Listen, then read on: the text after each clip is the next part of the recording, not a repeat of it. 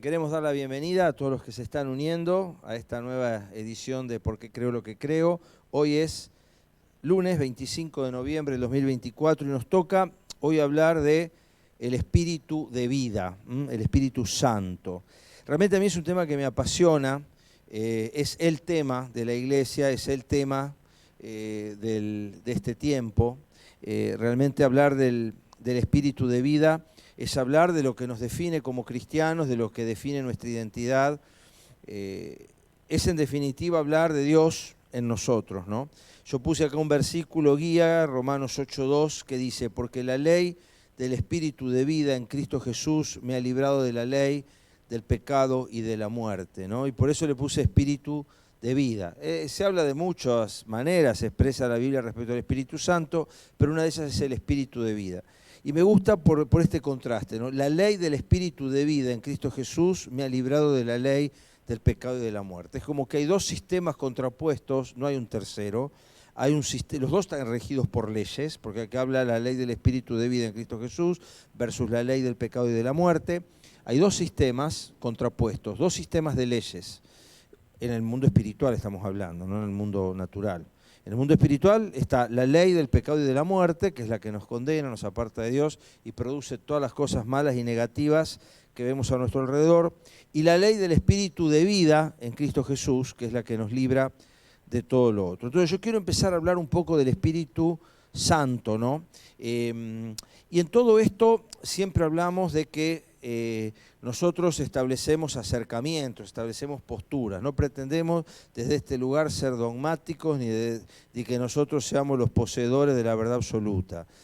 Hay temas, y en este es uno de ellos, en los que hay un abanico de comprensión, porque nuestra comprensión es limitada y la palabra de Dios no puede expresarnos toda la amplitud del consejo de Dios, porque no la entenderíamos, pero en temas del Espíritu Santo hay puntos en los que va a haber controversias, y de hecho los últimos 10 minutos del día de hoy lo vamos a dedicar a contestar 3 preguntas, por lo menos, de algunos aspectos controversiales respecto al Espíritu Santo. Bueno, el Espíritu Santo se empieza mencionando de entrada, ¿no? En Génesis 1:2 dice que el Espíritu de Dios se movía sobre la faz de las aguas. Todos estos versículos después les van a llegar porque los tengo acá en una hoja.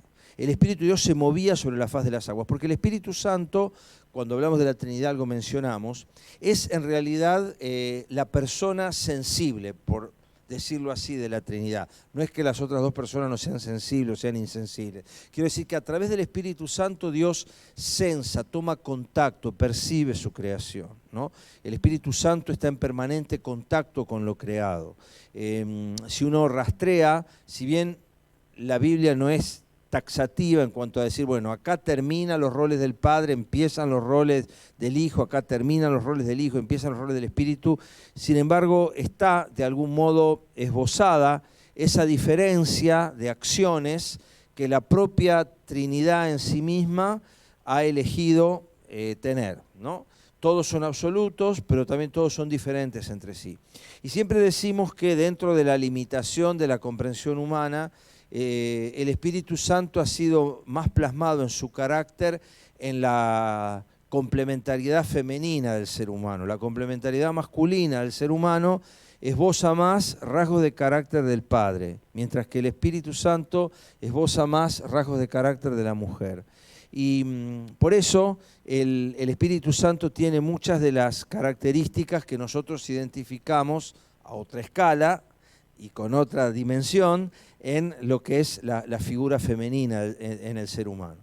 Por eso en realidad cuando Dios escinde al ser humano en dos seres, el hombre y la mujer, de uno hace dos, esos dos en uno se vuelven a unir en el matrimonio. Esa es la figura de los dos, serán uno solo. O sea, en la creación Dios separa al hombre y la mujer, en el matrimonio los vuelve a unir en uno. Esa separación del hombre y la mujer, como los dos llevan la imagen de Dios, de algún modo cada uno tiene una particularidad que el otro no tiene en cuanto a la aportación de la imagen divina. Por eso no son intercambiables, entre muchas otras cosas, los roles masculino y femenino, porque definen cuestiones que no son religiosas, sino genéticas. Están expresadas en los mismos genes y características que separan al hombre y la mujer. Pero de hecho, ya lo mencioné, en hebreo, espíritu es femenino, es la espíritu, es la ruá, Yahvé.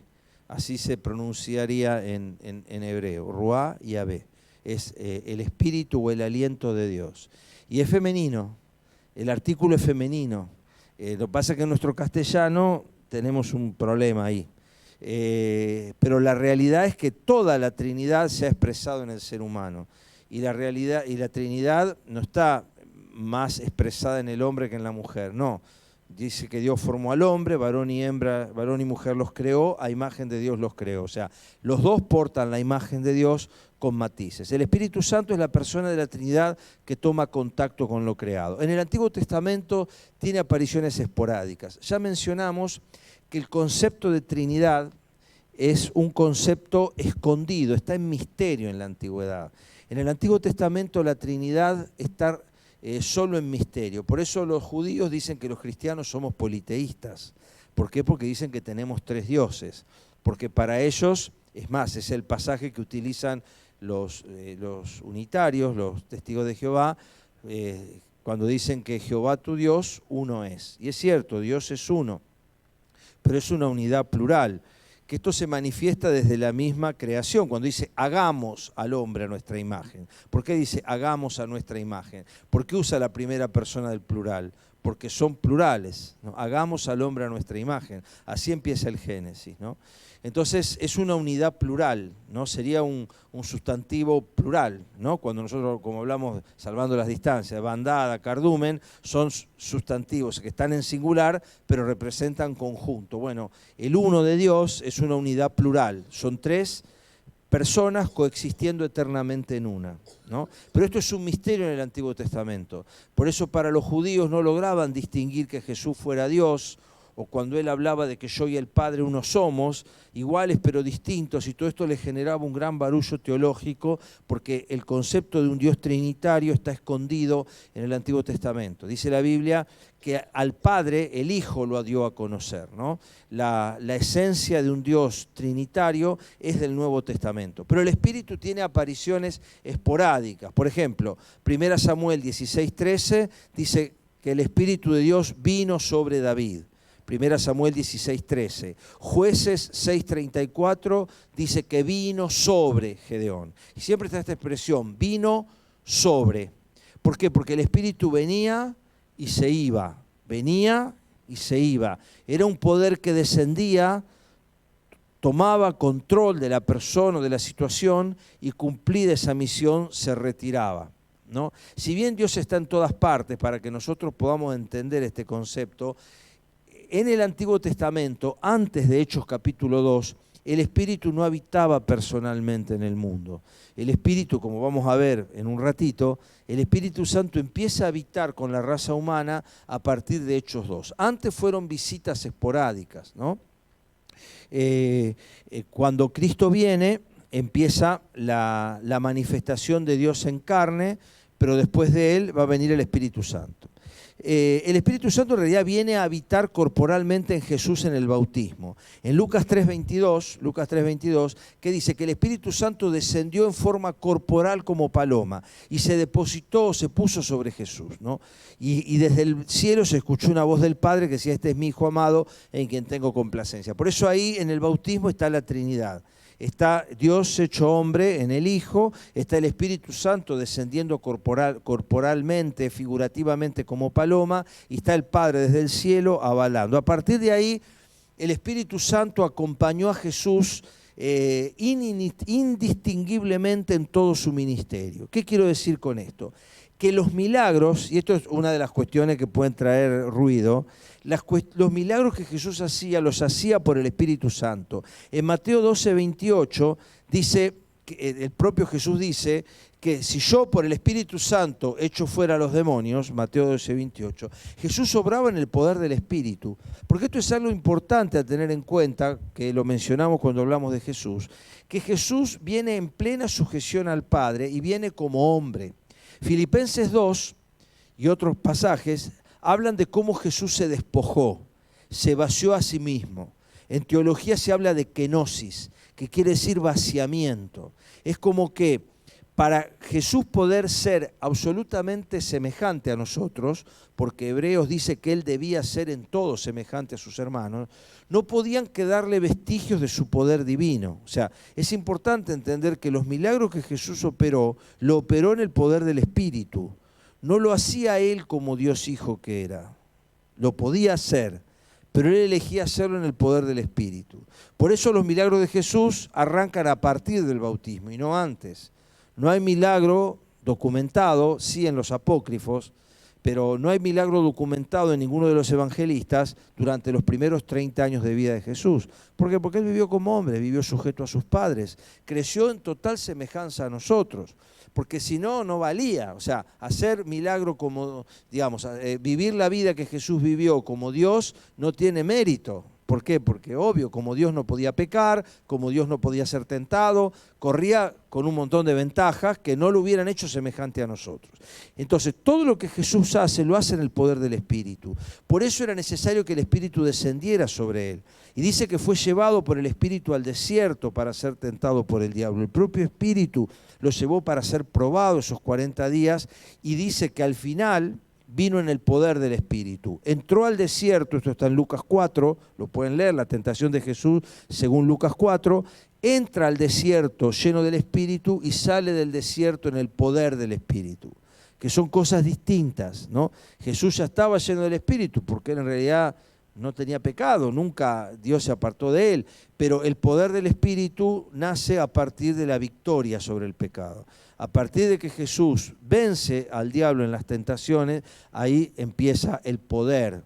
Y lo mismo pasa en nuestra vida. A medida que nosotros en el Espíritu Santo vamos derrotando nuestros fantasmas, nuestras tentaciones, nuestras luchas, en el poder del Espíritu, no en nuestra fuerza, a medida que vamos ganando esas batallas, vamos como ganando jinetes, vamos jinetas, vamos ganando presencia en el mundo espiritual, vamos ganando lo que se llama poder, ¿no? El poder tiene que ver con la presencia del Espíritu en nosotros, no en que somos unos tipos extraordinarios, no pasa por ahí, pasa por la presencia del Espíritu en nosotros, como ahora vamos a ver. Esto es importante que quede claro, porque nosotros no le hacemos ningún favor a Jesús cuando decimos que Él hizo lo que pudo hacer porque era Dios. No, Él lo hizo en condición humana, en plena llenura del Espíritu. Quiere decir, como efectivamente pasó, que, porque Él le dijo, ustedes mayores obras que estas haréis, porque yo voy al Padre, les dijo Jesús. ¿Y por qué los discípulos, como efectivamente ocurrió, hicieron mayores obras que Él? Nunca se citó, nunca se vio en los evangelios que la sombra de Jesús levantara enfermos. Sin embargo, la sombra de Pedro y Juan levantaban los enfermos, la sombra. O sea, realmente hicieron cosas extraordinarias los apóstoles porque el mismo poder operaba en ellos.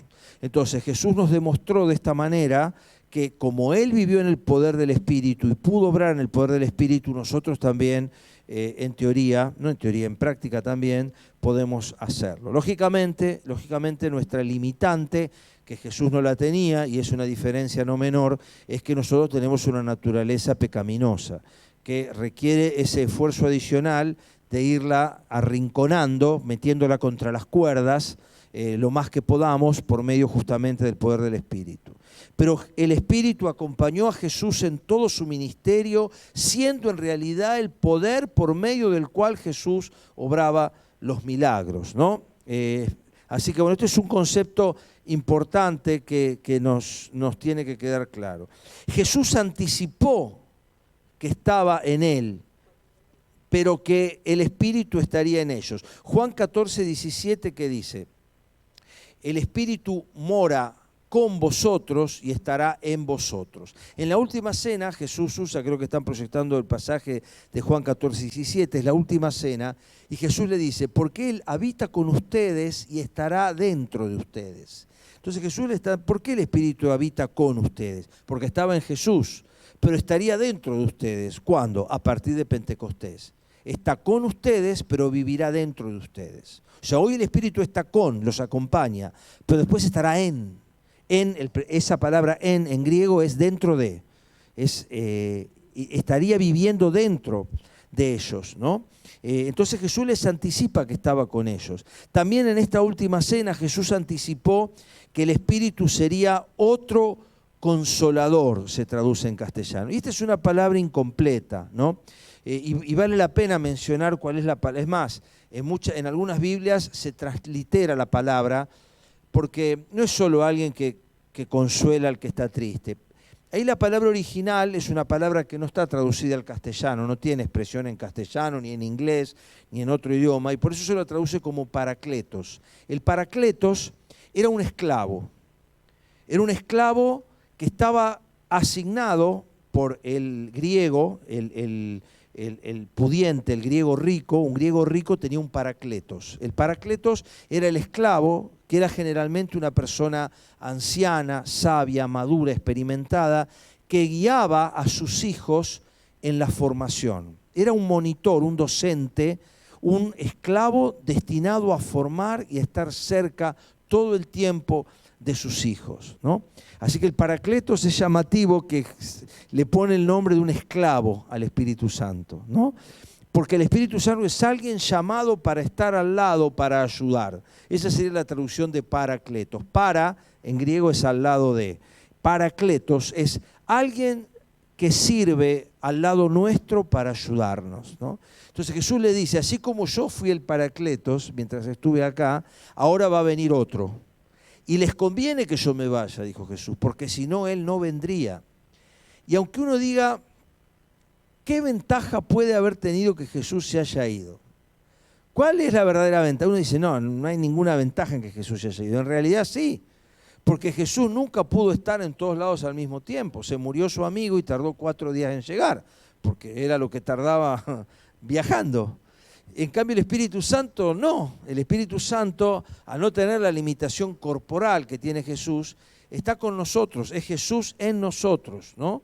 Jesús viviendo en nosotros. Es el Espíritu de Cristo, ¿no? Que ahora igual vamos a avanzar sobre esta idea. Por eso Jesús le dice, hoy está con ustedes, pero va a llegar el día y ya viene pronto, en realidad faltaban 50 días nada más, para que el Espíritu Santo habitara dentro de ellos, ¿no? El Paracletos. Y Jesús dice varias cosas. Ahí, si proyectan Juan 16, que sigue la cena del Señor, ¿no?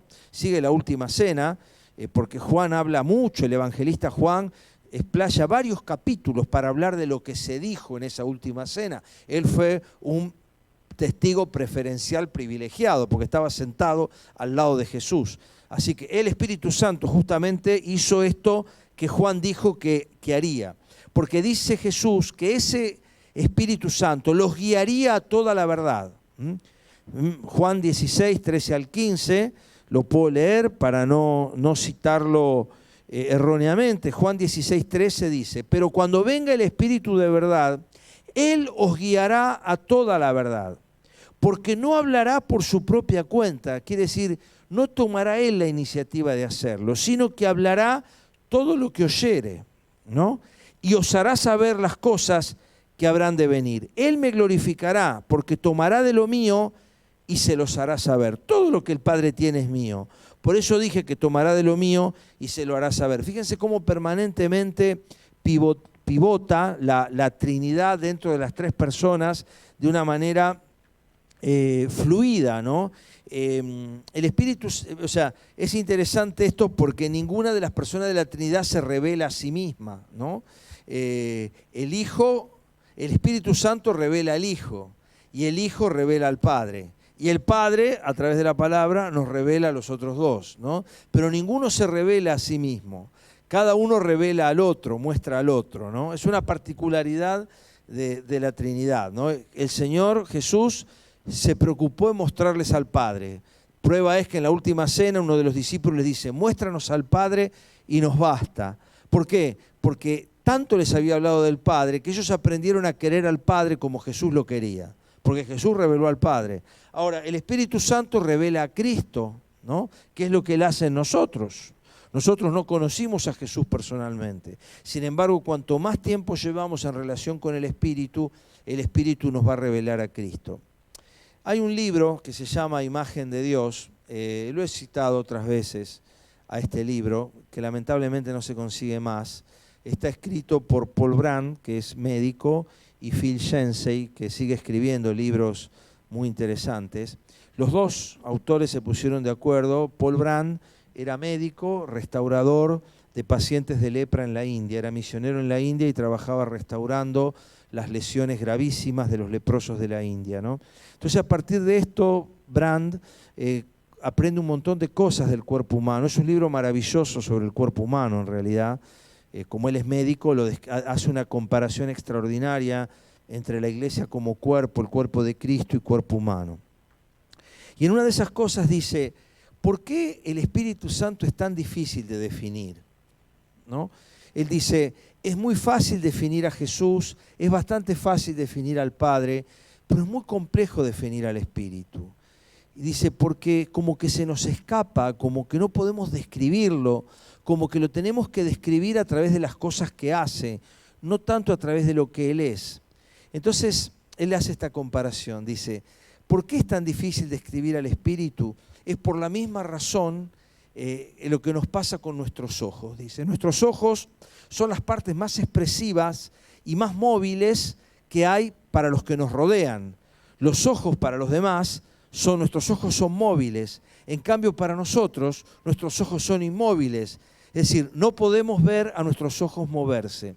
Entonces dice, ¿por qué para lo que para los demás es algo tan expresivo, tan dinámico, tan cambiante, tan gráfico como son los ojos, para nosotros es algo que está siempre quieto e inmóvil? Y Brand dice, porque justamente nuestros ojos son el poder a través del cual miramos. Y él dice, es tan difícil describir al Espíritu Santo porque el Espíritu Santo es precisamente el poder a través del cual miramos. Entonces, como a través de eso miramos, solo podemos describirlo a través de lo que Él nos revela, ¿no?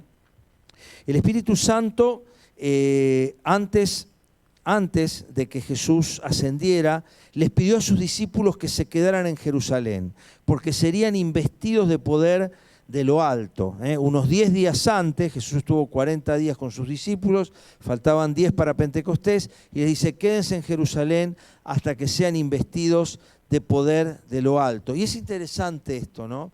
Porque Jesús estuvo con ellos, Jesús les enseñó, ellos habían visto un montón de cosas, fueron 3 años y medio que cambió sus vidas, las transformó para siempre, nunca más serían iguales, ellos mismos habían hecho cosas extraordinarias, dice, los espíritus se nos sujetan en tu nombre, quiere decir que los apóstoles habían vivido cosas extraordinarias, sin embargo, Jesús les dice, ustedes necesitan el poder de lo alto para hacer lo que tienen que hacer. Y este es un ejemplo para nosotros, ¿no? No es nuestra experiencia, no es nuestra capacidad, no es lo que aprendimos, no es lo que vimos en otro, no es lo que sabemos, sino que es el poder de lo alto, el poder a través del cual miramos, el poder a través del cual actuamos. Ese poder residía en la persona del Espíritu, que descendió en Pentecostés y se manifestó poderosamente en los que estaban reunidos. Si vamos a Hechos capítulo 2, muy conocido este pasaje, acá sí arranca la iglesia, Hechos capítulo 2, versículo 1, dice así la palabra de Dios. Cuando llegó el día de Pentecostés, estaban todos unánimes juntos. 3 cosas importantes. Estaban todos, no faltaba nadie, estaba unánime, había una misma actitud y estaban juntos. Y de repente vino del cielo un estruendo como de un viento recio que soplaba, el cual llenó toda la casa donde estaban sentados y se les esparcieron lenguas repartidas como de fuego, asentándose sobre cada uno de ellos. Y fueron todos llenos del Espíritu Santo y comenzaron a hablar en otras lenguas, según el Espíritu les daba que hablasen. Este es el Pentecostés, es el descenso del Espíritu Santo, ¿no? No es casual que el Espíritu Santo haya venido aquí. Creo que en alguna de las charlas lo mencioné al pasar. los judíos tenían 7 fiestas, de las cuales la primera era la Pascua. Ahí nomás estaban los panes sin levadura. Después venía primicias, que era cuando se entregaba la primera gavilla, y cuando se hacía la cosecha, 50 días aproximadamente después de la Pascua, era la fiesta de las cosechas o Pentecostés. Y estas fiestas representaban parte de la historia judía. ¿Por qué? Porque Cristo muere en Pascua, que justamente se sacrificaba el cordero en Pascua. Por eso Cristo muere en Pascua. Porque en realidad la Pascua está hecha a consecuencia de Cristo y no Cristo a consecuencia de la Pascua. O sea, Dios estableció la Pascua con una mirada prospectiva, sabiendo que Jesús tenía que morir. Por eso Cristo es sacrificado en Pascua. No fue casualidad. Es el Cordero que quita el pecado del mundo, como anticipó Juan 3 años y medio antes. Es el Cordero que se sacrificaba en Pascua. Ahora, Pentecostés era la fiesta de las cosechas. Cuando se cosechaba el trigo, se hacía una gran fiesta en Israel, donde tenían que venir de todos lados, porque de las 7 fiestas había 3 que los judíos la tenían que celebrar en el lugar donde Dios había establecido. Una era la Pascua, la otra era Pentecostés y la otra era la última de todas, que era la fiesta de los tabernáculos. Pero Pentecostés era una fiesta que todos los judíos tenían que ir a celebrarla al lugar donde Dios había establecido. Por eso estaban todos, por eso había gente de todos lados, porque Pentecostés se celebraba, venían judíos de todas partes. Ahora es la fiesta de las cosechas. Fíjense la analogía espiritual que hay acá. La obra que el Cordero hizo en Pascua se cosecha en Pentecostés. Es la fiesta de las cosechas. Y ese día, un hombre imperfecto, incompleto, con 1000 errores, temperamental, impulsivo, que se equivocó, que lo negó 50 días antes. Ese hombre puesto de pie llevó a los pies de Cristo 10 veces más gente que la que Jesús llevó a sus pies toda su vida. Porque 5000 personas se convirtieron ese día. Y esa fue la cosecha, ¿no? Más gente siguió a Cristo en la predicación de Pablo con el Espíritu Santo que todo el tiempo anterior de la obra de Jesús. Y esto lo es el Espíritu. Por eso ellos tenían que ser investidos de poder de lo alto. Este poder residía en la persona del Espíritu, quien descendió en Pentecostés y se manifestó poderosamente en los que estaban reunidos. A partir de ese momento la iglesia fue consciente de que su existencia misma, el poder que habitaba en la iglesia y la misión que tenía radicaba de manera directamente proporcional a la relación que tuvieran con el Espíritu Santo. La iglesia fue consciente de eso, que no era su capacidad, que no era su experiencia. Entendió que lo que de ahora venía era que ellos tenían que entender que ellos eran templo del Espíritu Santo. Pablo afirma que es el Espíritu Santo el que hoy vive en la iglesia, que es su templo. 1 Corintios 3:16. Es una pregunta que Pablo le hace a los corintios. 1 Corintios 3:16. ¿No saben que ustedes son templo de Dios y que el Espíritu de Dios habita en ustedes? Es un milagro extraordinario pensar que nosotros podamos ser recipientes de lo infinito. O sea, lo infinito que no puede ser contenido. Cuando Salomón dedica el templo, dice lo siguiente: he aquí los cielos, y los cielos de los cielos no te pueden contener. ¿Cómo vas a habitar entonces en esta casa que yo he construido? Esa es la pregunta que hace Salomón cuando edifica el templo. Y era grande, ¿eh? Comparado al templo de Salomón, nosotros, ¿cómo Dios puede habitar dentro nuestro? Es algo absolutamente incomprensible. Pero la realidad es que somos templo del Espíritu Santo. El Espíritu Santo habita en nosotros. Y ante esto hay evidencia contundente, evidencia que incluso no requiere solo de fe. O sea, los espíritus perciben la presencia del Espíritu Santo en nosotros. Hay muchas cosas que espiritualmente oscuras que no se van a producir si hay un creyente presente. ¿Por qué? Porque el mundo de tiniebla, la ley del pecado y de la muerte, no puede operar en presencia de la ley del Espíritu de vida. No puede, simplemente. Entonces, Muchas cosas, por ejemplo, el famoso juego de la copa y otras cosas, no van a funcionar si hay un cristiano presente, un cristiano espiritual presente. No van a andar. ¿Por qué? Porque le va a impedir la presencia del Espíritu Santo que esas cosas pasen. Estas son evidencias visibles de lo invisible. Hay un montón de cosas que pasan con el Espíritu Santo habitando en la iglesia. La iglesia no significa esto que toda iglesia o toda congregación refleja el Espíritu Santo, son cosas distintas, ¿no? En el mensaje a la iglesia de Sardis, en Apocalipsis capítulo 2, Jesús le tiene que decir a esa iglesia, tienes nombre de que vives y estás muerto. O sea, eso puede pasar. Hay iglesias que son cáscaras nada más y que lamentablemente nos pasa como Jesús le dijo a los fariseos, sepulcros blanqueados, muy bonitas por fuera, por dentro solo huesos de muertos. Y es muy triste que eso pase, ¿no? En congregaciones donde todo funciona, porque todo puede seguir andando, sin el Espíritu. Una vez que la cosa anda solo. Es como un cuerpo que con una asistencia respiratoria mecánica uno lo puede hacer vivir el tiempo que quiera, aunque esté muerto. Bueno, con asistencia respiratoria mecánica una iglesia puede funcionar décadas, aunque el Espíritu hace rato que hizo las valijas y se fue. Eso puede pasar y pasa. Lamentablemente los resultados van a estar más temprano que tarde a la vista. ¿Por qué? Porque el Espíritu se puede apagar. Pablo dice, lo vamos a ver más adelante, no apaguen el Espíritu. En 1 Tesalonicenses 5 dice, no apaguen el Espíritu, porque el Espíritu puede estar en piloto, no apaguen el Espíritu, porque si nosotros apagamos el Espíritu va a estar, pero va a estar en piloto. Dice 1 Tesalonicenses 5:19, no apaguen al Espíritu. El Espíritu no se va a ir por completo de nosotros, porque si no, no seríamos salvos, ahora lo vamos a ver, pero el Espíritu puede quedar en piloto, ¿no? Es como el calefón, salvando las distancias. ¿Tiene llama? Sí, tiene llama. ¿Está calentando el agua? No, no la calienta nada. Mientras no se hace saltar el calefón, mientras no aparece el fuego, esa agua sigue fría, ¿no? Y esto pasa, que el Espíritu en nuestra vida puede estar en piloto y ser salvos, porque tiene fuego. ¿Tiene el fuego? Sí, tiene fuego. Está en piloto. No se nota. Tiene fuego, pero no se nota. Y esto nos puede pasar. Y nos puede pasar en más de un momento de nuestra vida.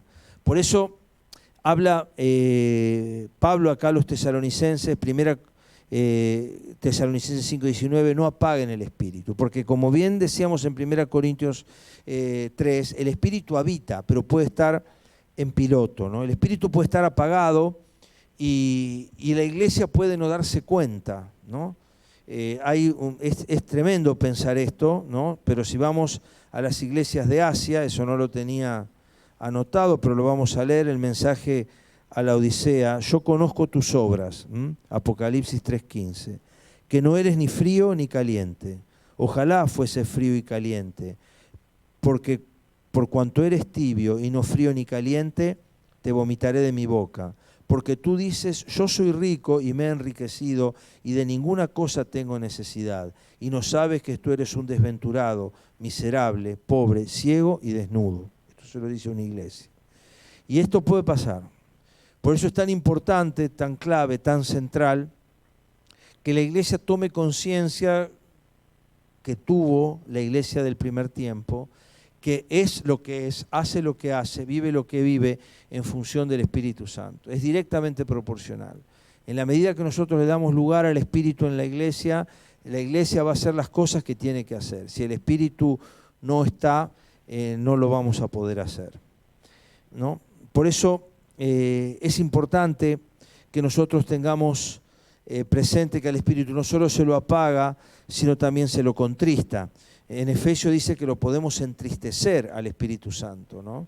O sea, el Espíritu no se va a ir de nosotros. O sea, nosotros podemos ir a los lugares más terribles, podemos visitar cosas espantosas, mirar cosas terribles por internet. El Espíritu no se va a ir porque está ligado a la esencia, pero sí se puede entristecer. Y se puede entristecer porque es una persona, no es una fuerza. El Espíritu Santo no es una energía, ¿no? Nunca nos olvidemos que el Dios de los cristianos no es una energía ni un poder. Tiene poder y tiene energía, pero es una persona. El Dios de los cristianos es un Dios personal, y como persona que es, se entristece, y nosotros podemos entristecer al Espíritu, ¿no?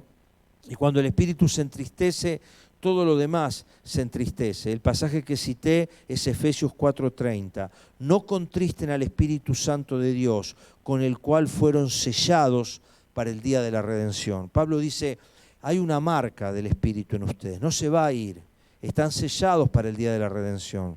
Pero puede estar muy triste el Espíritu viviendo en un envase que no lo respeta, que no lo quiere, que no lo cuida, que lo lastima, lo hiere permanentemente, ¿no? Es Dios, pero no va a tomar represalias porque nos ama más que a nadie. Bueno, quiero ir a alguna de las labores que el Espíritu Santo realiza con y en la iglesia, ¿no? Y es impresionante la cantidad de cosas que el Espíritu realiza con y en la iglesia. Después se los voy a hacer llegar. Juan 16:8, también lo dice Jesús a esto en la última cena, convence de pecado. Nosotros no convencemos a nadie.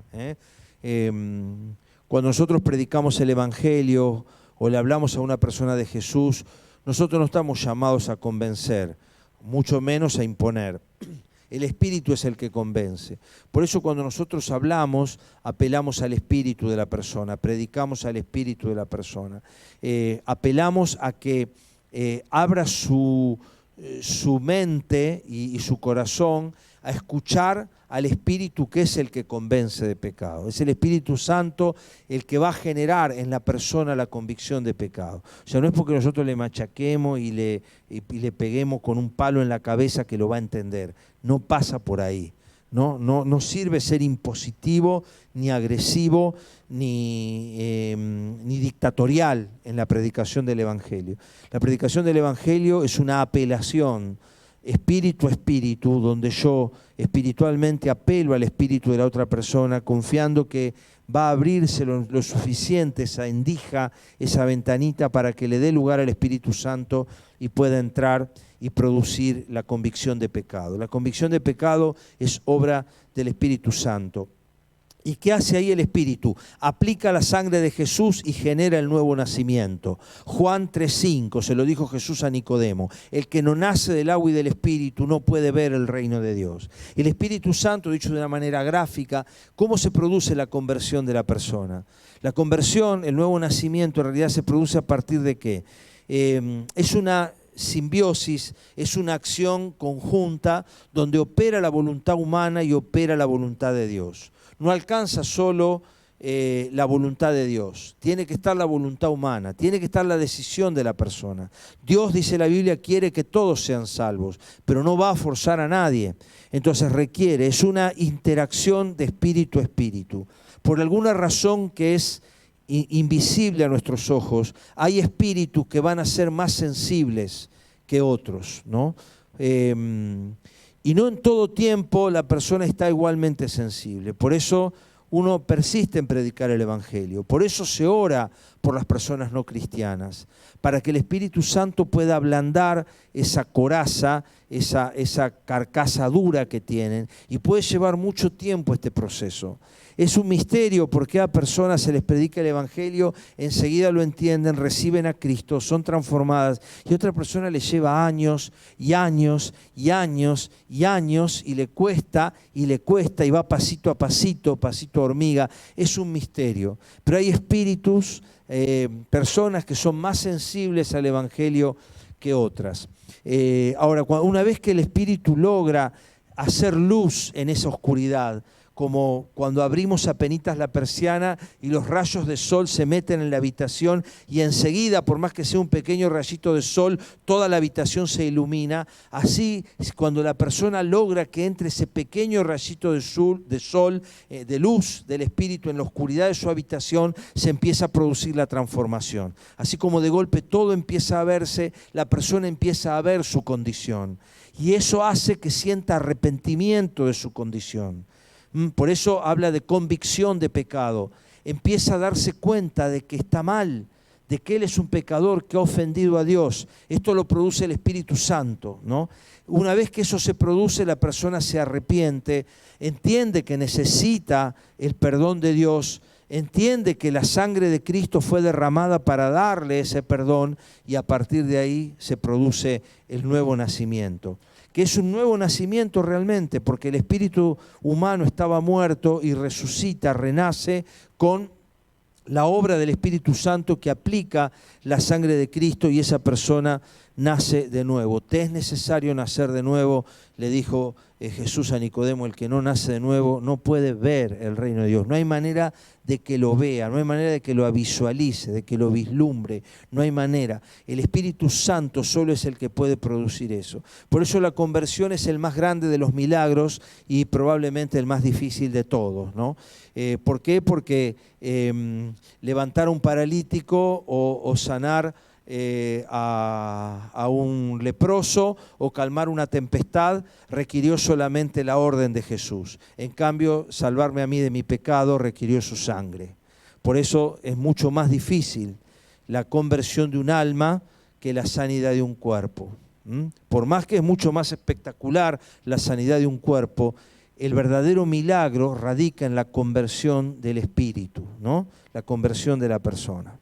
Ese poder radica en el Espíritu Santo, y la iglesia lo administra, no porque sea mejor que nadie, sino porque es hoy la depositaria del Espíritu Santo. La iglesia no habita, el Espíritu Santo no habita en una denominación particular, ¿no? Nadie puede decir, nosotros administramos, nosotros somos los gestores del Espíritu Santo acá en la tierra. La iglesia no tiene una expresión denominacional externa. La iglesia, aunque lo vamos a estudiar el martes que viene a eso, está conformada por todos aquellos, congreguen o no, que han recibido al Señor Jesucristo como su Salvador y le han entregado su vida a Él. Ese grupo de personas, ese cuerpo místico que no tiene una expresión denominacional única externa, es lo que conforma esa masa humana en la cual habita el Espíritu Santo. Dios no habita en templos hechos de manos humanas, no habita en lugares físicos. Dios habita en personas. Dios es vida y no va a habitar en lugares muertos, ¿no? Y los ladrillos son muertos, por más bonitos que sean por fuera. Dios habita en cuerpos humanos, por más feos que sean por fuera. Así que Dios habita en cuerpos humanos, ¿no? Pero ¿qué más hace? No solo convence de pecado, no solo aplica la sangre de Cristo operando el nuevo nacimiento, sino que nos bautiza en el Espíritu. 1 Corintios 12:13 habla de que hemos sido bautizados en un cuerpo, ¿no? Y acá empieza un poco las diferencias en la iglesia, ¿no? O sea, nosotros, y en esto hay que ser respetuosos de distintas maneras y de distintas formas de nombrar lo mismo. Nosotros como congregación entendemos que hay un único bautismo del Espíritu Santo, que se produjo en Pentecostés. Ahí nació la iglesia, y toda persona que quede en Cristo es automáticamente inmersa en ese espíritu que vino en Pentecostés. Lo cual no significa, como vamos a ver después, que el Espíritu no pueda manifestarse y llenar plenamente y que haya fusiones del Espíritu en otros momentos. Pero para usar una terminología a la cual nosotros adherimos, hay un único bautismo del Espíritu Santo, y ese bautismo del Espíritu Santo ya se produjo. Cuando nosotros creemos en Cristo, somos introducidos por completo en ese Espíritu. Hay pasajes que lo demuestran. Si vamos a Efesios 1, Efesios capítulo 1, versículo 13, insisto, hay congregaciones que tienen otra postura y son profundamente respetables. Nosotros acá estamos definiendo la postura de nuestra congregación. Efesios 1:13, en él también vosotros, fíjense cómo está clara acá la secuencia de la conversión. En él también vosotros, habiendo oído la palabra de verdad, el evangelio de salvación, aclara Pablo, y habiendo creído en él, o sea, no es solo oír, sino que es creer. Cuando se produce esto, yo escucho y creo, soy sellado con el Espíritu Santo de la promesa.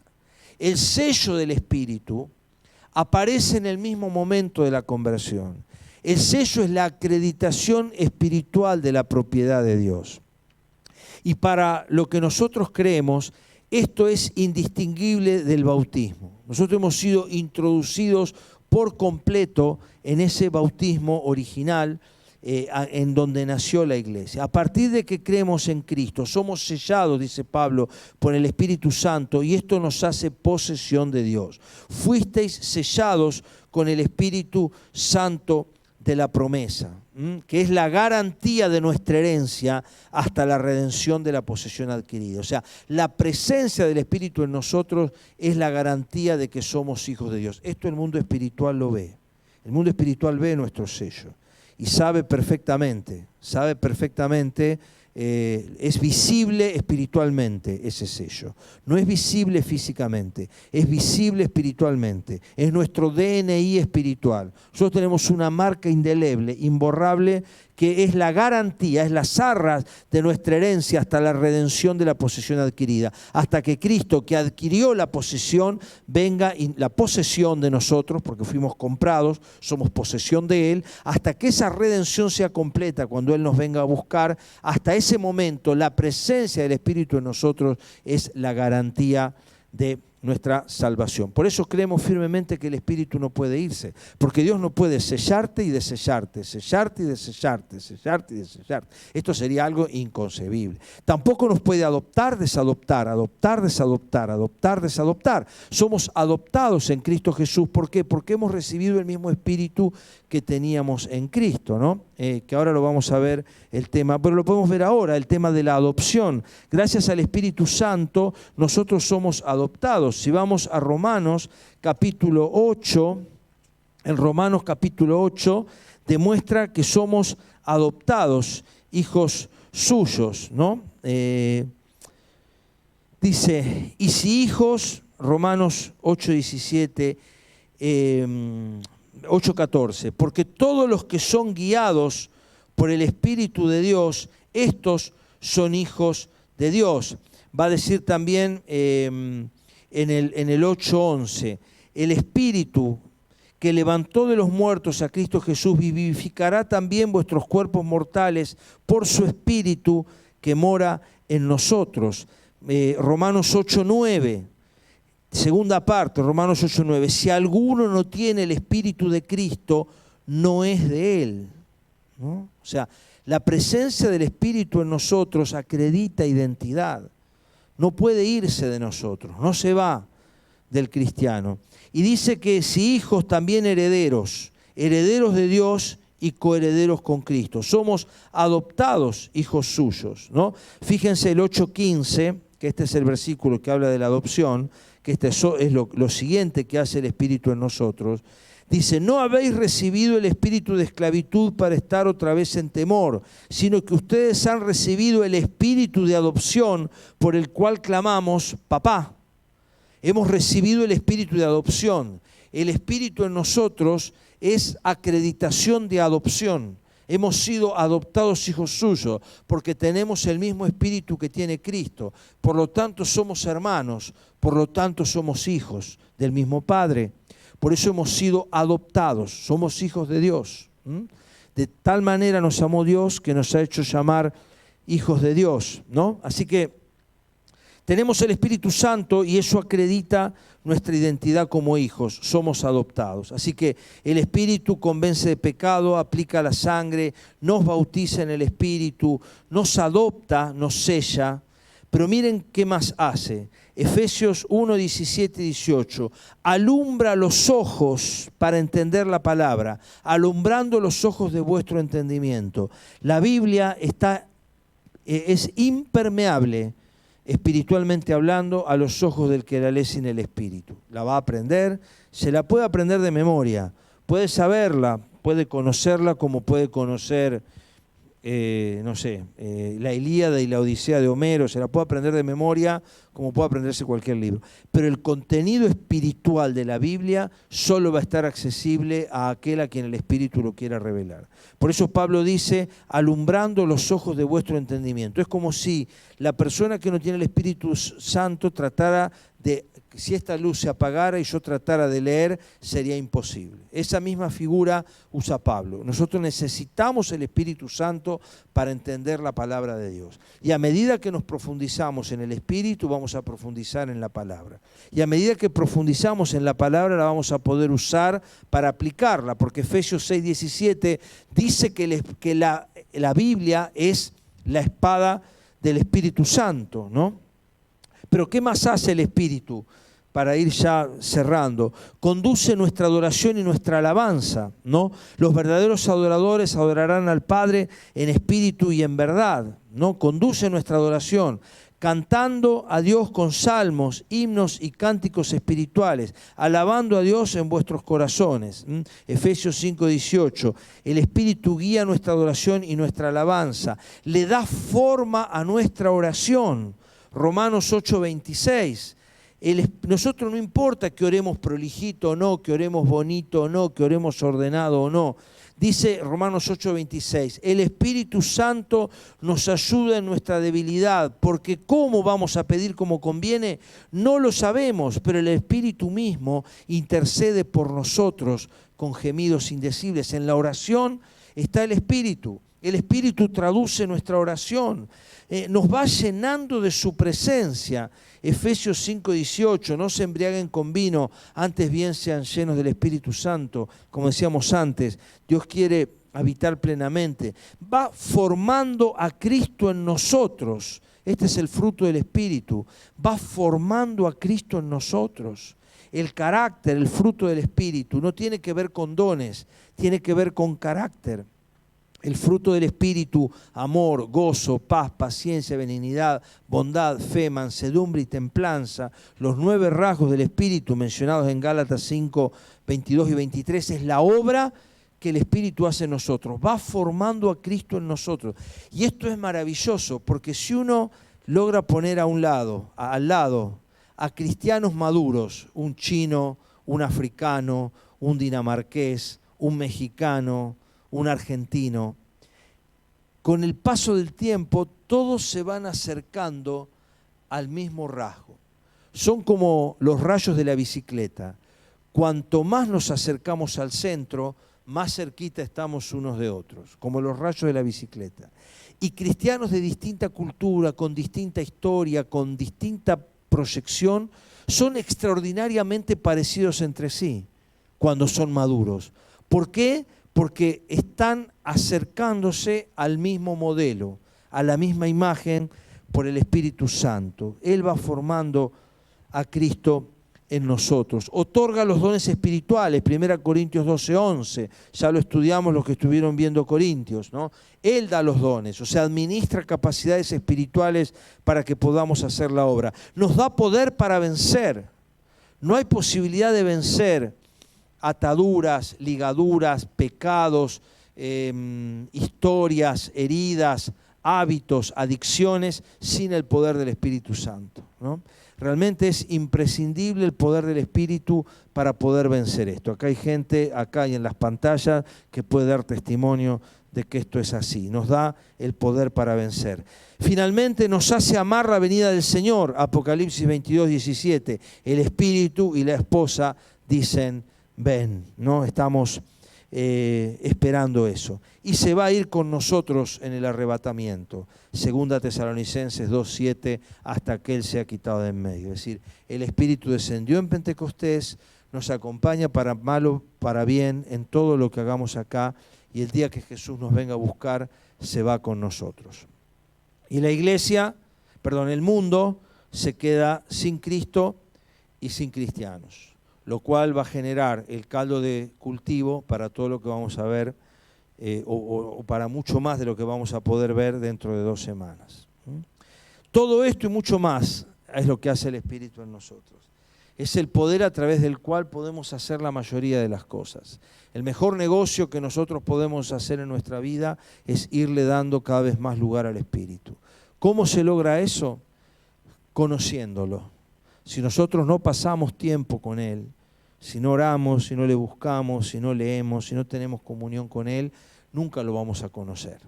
La mejor manera de conocer a una persona es pasar tiempo con ella. Con el Espíritu, que es una persona, pasa exactamente lo mismo. Nunca vamos a conocerlo si no pasamos tiempo con Él. Como hacemos, como siempre aconsejamos en los matrimonios, la mejor manera de potenciar un matrimonio es dejar yo las cosas que al otro lo lastiman. En la relación con el Espíritu pasa exactamente igual. A medida que yo voy dejando las cosas que lo lastiman, también Él se va a ir, le voy a ir dando más lugar en mi vida. Quitando los estorbos, evitando que se entristezca. Es un proceso de toda la vida.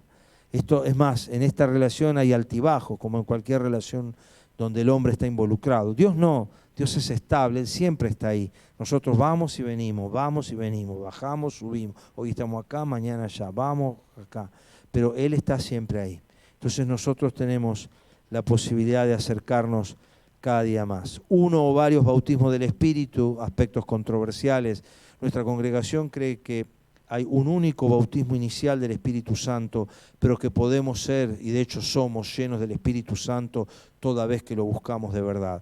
El nombre que le pongamos no importa. Hay iglesias que esto lo llaman bautismo del Espíritu Santo, no hay problema. Sean bautismos, sea plenitud, sea llenura, sea visitación, sea gozo, sea avivamiento, póngale el nombre que quiera, no importa el nombre, lo importante es lo que pase. Toda vez que nosotros buscamos de verdad al Espíritu Santo, pueden pasar cosas. Pueden que nos caigamos, como a veces pasa, pueden que riamos, puede que hablemos en lenguas, puede que lloremos, puede que estemos gozosos, puede que sintamos paz, puede que pasen un montón de cosas. ¿Por qué? Porque el Espíritu Santo, dice la Biblia, a cada uno les da la manifestación del Espíritu para provecho, dice 1 Corintios 12. Y yo no tengo por qué recibir la misma manifestación que el otro, porque el Espíritu se manifiesta como Él quiere. Entonces, tratar de sacar moldes y sacar clones de lo que Dios hace en cada uno es ir en contra de la esencia de Dios, que ama la diversidad. Los dones, ¿están todos los dones vigentes? Bueno, esto ya lo hablamos en Corintios. Todos los dones están vigentes. ¿Por qué? Porque Dios los da. Ahora, que Dios los use en todos los casos, en todas las congregaciones, en todas las ocasiones, y de la misma manera y con el mismo potencial o con la misma intensidad, ya forma parte de la administración de Dios. La Biblia dice que Él reparte los dones como quiere. Y bueno, de esa manera lo hará. Pero no le puedo decir yo a Dios, este don está vigente, este no, porque sería decirle a Dios, esto lo puedes hacer, este no. ¿Quién soy yo para decirle a Dios, el don de ciencia no está más vigente o el don de lenguas no está más vigente? ¿Quién soy yo para decirle eso a Dios? Dios obra como quiere. Evidentemente no todos los dones se manifiestan de la misma manera en todas las congregaciones y en todas las épocas. Y por eso no siempre el Espíritu se va a manifestar en lenguas, ¿no? La realidad es que no todos hablan. Pablo se pregunta en 1 Corintios 14, ¿hablan todos lenguas? Es una pregunta retórica, él se la hace ahí. No todos hablan lenguas. Lo que pasa es que en las expresiones de avivamiento del siglo XX, inicialmente en la primera ola, se creía que la manifestación del Espíritu era necesariamente sí o sí hablar en lenguas. Después, la segunda y la tercera ola, el movimiento carismático y el movimiento de la tercera ola del Espíritu, que se llama así a las tres grandes olas del siglo XX, de avivamiento del Espíritu Santo, ya se comprendió y se vio que no siempre el Espíritu se manifestaba en lenguas, que a veces sí, a veces no, que no es una cosa mandatoria.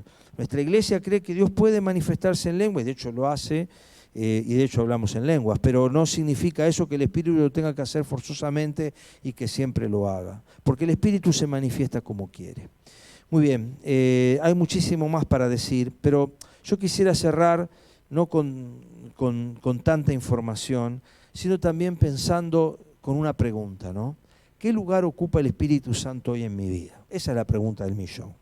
No si yo sé cuándo empezó, cuándo habló, qué pasó con Gedeón, que esto, que si lo otro, que si es bautismo, que si es plenitud, que si es arrebatamiento, que si es avivamiento. ¿Qué lugar ocupa hoy el Espíritu en mi vida? Esa es la pregunta del millón. Porque si yo le estoy dando lugar al Espíritu en mi vida, Él va a producir lo que Él quiere. Y lo que Él quiere siempre es bueno. Siempre es lo mejor para mí. Siempre es lo mejor que me puede pasar. Lo mejor que nos puede pasar es buscar la plenitud del Espíritu Santo, es buscar ser llenos del Espíritu, ¿no? Como Pablo le decía a los Efesios, sean llenos del Espíritu, no se conformen con tener el fuego en piloto, busquen más. La Biblia habla de anhelar los mejores dones, así que anhelen más del Espíritu, anhelemos más de Él. Si anhelás las lenguas, orá por lenguas. Si anhelás la sanidad, orá por sanidad. Si querés tener dones de conocimiento, dones de ciencia, dones de sabiduría, orá por ellos, pedirle a Dios. Yo no sé si Él lo dará o no, está en su soberanía, pero nosotros podemos pedírselo, nosotros podemos pedirle a Dios que se manifieste, debemos hacerlo. Debemos orar por los enfermos, debemos creer que Dios obra a través de nuestra oración, tenemos que orar por la gente, tenemos que confiar, tenemos que predicar el Evangelio, tenemos que creer primeramente nosotros que ese poder no radica, es como decía Pablo, no yo, sino la gracia de Dios en mí. Pablo no se endilgaba ningún poder en sí mismo, no soy yo, sino la gracia de Dios en mí, decía Pablo, no lo hice yo, no soy yo y no somos nosotros. Pero qué bueno que empecemos a desafiarnos a nosotros mismos a avanzar un poco más. No te conformes con quedarte en los primeros escalones, ¿no?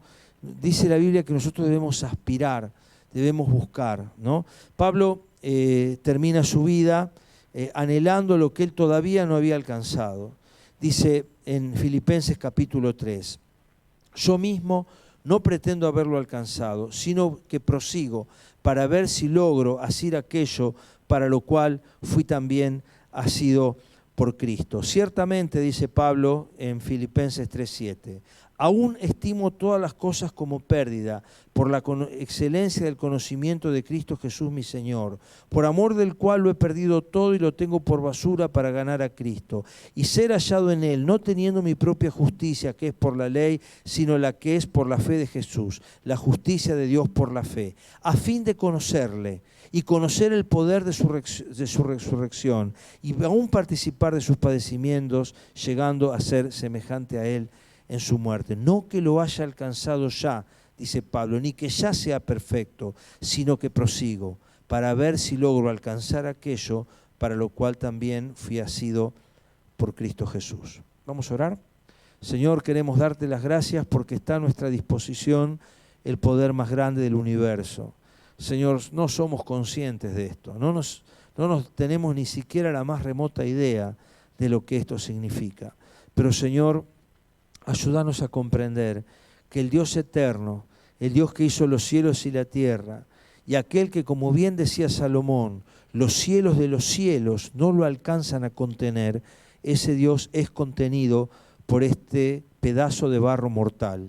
Por eso, Señor, hoy te damos la gloria y sin entender lo que pasa, queremos pedirte que nos ayudes a crecer en el conocimiento del Espíritu de Cristo, a poder ahondar en las profundidades de su belleza, de su persona, a intimar con Él, a poder llegar a vencer estas barreras de argumentos, de agenda, de corridas, de nerviosismos, de ocupaciones, Señor, que nos impiden permanentemente tener la quietud necesaria para esa charla profunda, para esa intimidad que el Espíritu necesita para revelarse en nosotros. Padre, si lo que hoy dijimos sirvió para eso, está cumplido el objetivo. Y si no, Señor, que tu Espíritu, que como bien dijimos y habló Jesús, guía a toda verdad, nos guía a nosotros también para poder alcanzar esa plenitud que solo se alcanza en el Espíritu Santo de Dios. Te alabamos y damos gracias en el nombre de Jesús. Amén. Amén. Que Dios te bendiga así también, vos que escuchaste este video.